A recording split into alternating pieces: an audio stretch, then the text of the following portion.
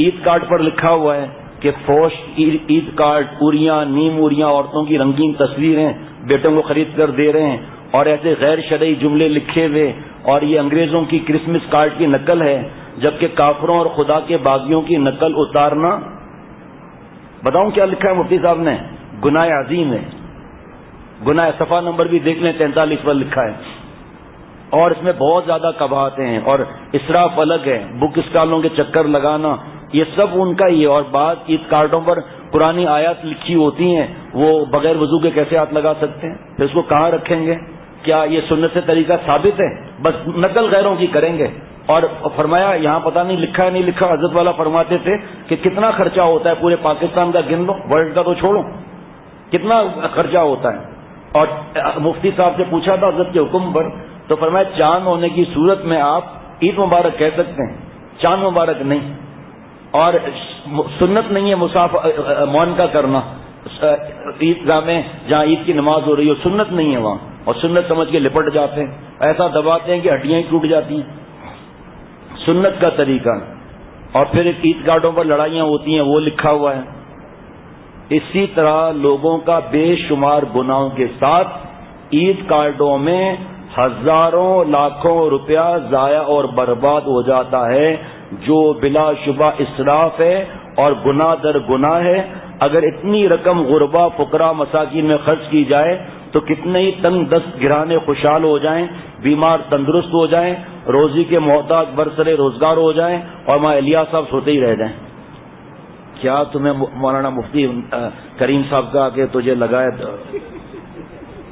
اب بھائی مولانا مفتی کریم صاحب ہمارے دوست ہیں، وہ اس طرف ایک ریلا ایسا آیا کہ ان کا گھر جو ابھی بنا تھا پورا بہہ گیا، مطلب گھر کا نام و نشان تک چلا گیا۔ یہ بھی حضرت سے سنا تھا کہ ہوا، آگ، پانی، جی یہ تین، اس میں کیسی طاقت ہے؟ ایسا ریلا جس نے گھر بہا دیا کیسا ہوگا ریلا، آپ سوچو۔ پھر اللہ جس سے ناراض ہو جائے وہ ریلا کیسا ہوگا؟ دھجیاں اڑا دے گا حلال خوشیوں کی بھی۔ ذرا سا مسکرا کے بات کرنے میں ہمیں تکلیف ہوتی ہے، ماں باپ سے بھی، اور ذرا بات پہ ناراض، بات چیت بند۔ عید کارڈ یہ لکھا ہوا ہے، عید کارڈ نہ بھیجنے پر ناراضگی وغیرہ سب لکھا ہے۔ آپ دعا کریں وہ کسی کے گھر میں رہ رہے ہیں، کل رو رہے تھے، بہت پریشان تھے، اللہ تعالیٰ خیر سے انتظام فرما دے اپنی رحمت سے۔ مسلمان بھائی کی تکلیف پر تکلیف ہونا، یہ بھی اللہ کے پیاروں کا انداز ہے۔ ہمارے حضرت والا رحمۃ اللہ علیہ کو تو نیند نہیں آتی تھی۔ ایک صاحب بوڑھے حضرت کے پاس آئے کہ حضرت میرے داماد بیٹی کو اتنا مارتے ہیں، 4 سال تک صبر کیا ہے، آپ اجازت دیں تو میں طلاق کھلا لے لوں؟ فرمایا ہمارے بزرگوں نے ہمیں یہ نہیں سکھایا، بہت بڑا گناہ ہے، صبر سے مقام صدیقیت ملتی ہے، آپ بھی رو میں بھی مانگتا ہوں۔ پھر وہ آئے کہ حضرت رات کو میرے داماد نے سیدھے ہاتھ کی طرف بٹیا کو مارا پورا آخر تک، بٹیا سے برداشت نہیں ہوا تو الٹے، بٹیا نے کہا مجھے تکلیف ہو رہی ہے، آپ الٹے طرف بائیں طرف ماریں، تو ظالم نے بائیں طرف مارنا شروع کر دیا۔ ایسا جیسے بچے روتے ہیں نا، ایسے حضرت رو رہے تھے۔ میں طلاق کی تو پھر بھی اجازت نہیں دوں گا۔ حضرت میر صاحب رحمۃ اللہ علیہ فرماتے ہیں ساری رات حضرت نہیں سوئے۔ 2 دن کے بعد ابا بوڑھا مٹھائی کا ڈبہ لاتا ہوا آیا، حضرت داماد آئے، میرے پیر پکڑ کر معافی مانگی۔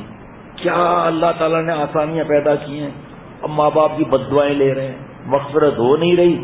ایسے گھرانے ہیں کہ ماں باپ، سگا بھائی، سگی بہن عید کے دن گھر نہیں آ سکتے، غیر گھر میں آ سکتے ہیں، یہ نہیں آ سکتے، اکڑ جھکتے ہی نہیں، معافی نہیں کرنا ہے، ہر وقت ان کا دماغ اور دل پریشان اور گرم رہتا ہے، کتنا معافی میں